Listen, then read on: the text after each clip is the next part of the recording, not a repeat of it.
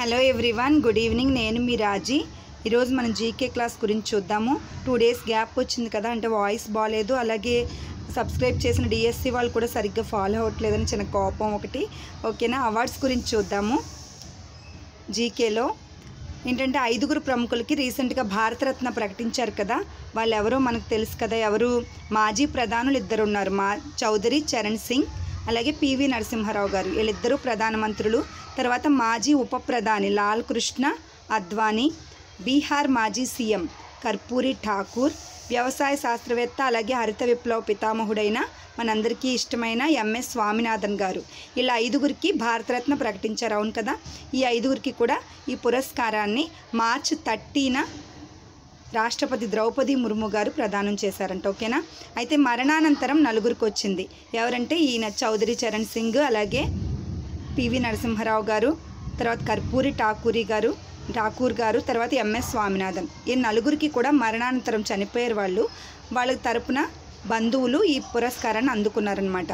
బతికి ఉండగా ఇప్పుడు తీసుకున్న వాళ్ళు ఎవరంటే బీజేపీ దిగ్గజం మాజీ ఉప ప్రధాని అయిన లాల్ కృష్ణ అద్వానీ గారు మాత్రమే ఇప్పుడు జీవించి ఉన్నారు. ఆయన చూడండి, ఇక్కడ ఫోటోలో ఉన్నారు. ఆయన నివాసం, ఆయన అనారోగ్యంతో ఉండడం వల్ల ద్రౌపది ముర్ము గారు ఆయన నివాసానికి వెళ్ళి ఈ బహుమతి ప్రదానం అనేది చేశారనమాట, భారతరత్న. ఓకేనా? అద్వానీ గారు మాత్రమే జీవించి ఉండి ఈ బహుమతి అందుకున్నారు. మార్చి 31న ఈయన అందుకున్నారు. నెక్స్ట్ మనకి సరస్వతి సమ్మాన్ పురస్కారం 2023 కాను సరస్వతి సమ్మాన్ పురస్కారానికి ఎవరు ఎంపికయ్యారంటే ప్రభావర్మ ఎంపికయ్యారు. ఆయన మలయాళంలో రౌద్ర సాత్వికం అనే నవల రచించారట. 22 లాంగ్వేజెస్లో జస్టిస్ సికే సిక్రీ అంటే సుప్రీంకోర్టు మాజీ న్యాయమూర్తి జస్టిస్ ఏకే సిక్రీ గారి నేతృత్వంలో ఒక కమిటీ ఉంది. ఆ కమిటీ 22 లాంగ్వేజెస్లోని రచనల్ని పరిశీలించిన మీదట ఈ ప్రభావర్మని ఎంపిక చేశారనమాట. గ్రేట్ కదా. ఇది మలయాళ రచన రౌద్ర సాత్వికం, చాలా ఇంపార్టెంట్. సరస్వతి సమ్మాన్ పురస్కారం 2023కి ప్రభావర్మ ఎంపికయ్యారనమాట. ఇక్కడ మనకి ఇంకా ఏకే బిర్లా ఫౌండేషన్ అంటే ఈ సరస్వతి సమ్మాన్ అవార్డు ఇచ్చే నిర్వాహక సంస్థ అనమాట. ఏకే బిర్లా ఫౌండేషన్ ఏమందంటే ఈ నవల వల్లే ఈయన ఈ పురస్కారానికి ఎంపికయ్యారని చెప్పిందనమాట. నెక్స్ట్ మనకి John L Jack Swigert Junior award. ఇది ఎవరికి వచ్చిందంటే చంద్రయాన్ 3 చాలా కష్టపడ్డారు కదా. చంద్రయాన్ 3 బృందానికి, ఆ కష్టపడ్డ ఆ బృందానికి అందరికీ కూడా ఈ John L Jack Swigert Junior award ఇచ్చారంట.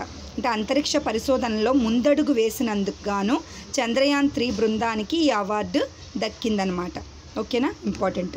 నెక్స్ట్ మనకి ఏపీకి ప్రైమ్ మినిస్టర్ ఎక్సలెన్స్ అవార్డు ఎందుకు వచ్చిందండి అంటే ప్రభుత్వ పాఠశాలల్లో ఆధునిక సాంకేతిక పరిజ్ఞానం టెక్నాలజీని ఉపయోగిస్తూ మనకి విద్యాబోధన చేసినందుకు గాను మనకి ఏపీకి ప్రైమ్ మినిస్టర్ ఎక్సలెన్స్ అవార్డు వచ్చిందండి. చాలా చాలా ఇంపార్టెంట్.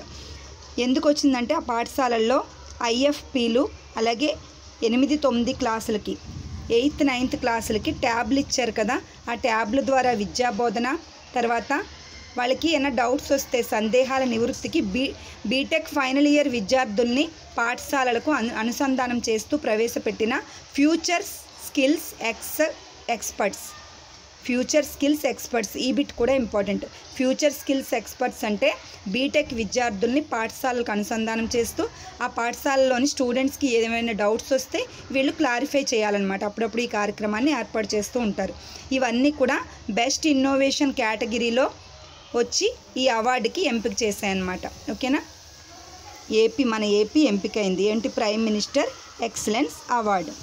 నెక్స్ట్ మనకి 30 ఇయర్స్ తర్వాత పామ్ డవోడర్ విభాగంలో భారతీయ చిత్రం ఎంపికైందట. ఆ చిత్రం ఏదంటే all we imagine as light. ఇది మలయాళ చిత్రం అంట. దీని దర్శకురాలు ఎవరంటే పాయల్ కపాడియా ఈ చిత్రం తీశారు. చిత్రం పేరు all we imagine as light. ఇది మలయాళ చిత్రం. 77వ కాన్స్ చలన చిత్రోత్సవంలో భాగంగా ఈ పామ్ డవోడర్ అవార్డు అనేది లభించింది.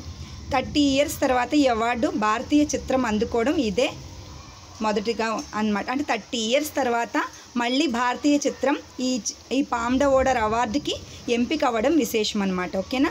ఈ కపాడియా దర్శకత్వం వహించిన తొలి ఫీచర్ ఫిల్మ్ కూడా ఇదే అవ్వడం విశేషం.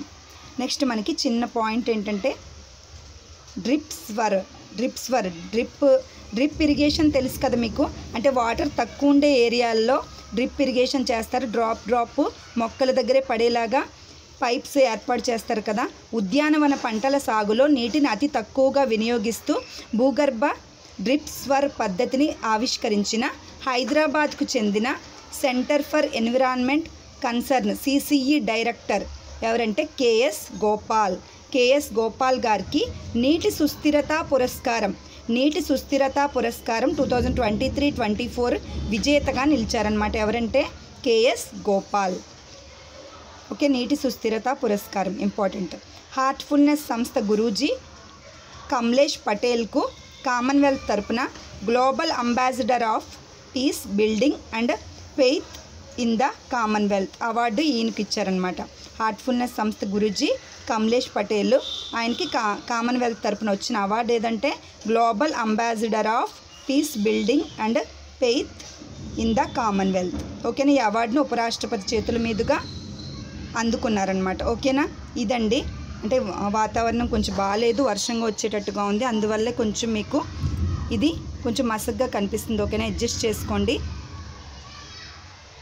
ఓకే. ఇది మనకి అవార్డులు షైన్ ఇండియాలోని మే కరెంట్ అఫైర్లో ఉన్న అవార్డ్స్ అనమాట. ఓకేనా. Thank you so much. Keep watching. Thank you.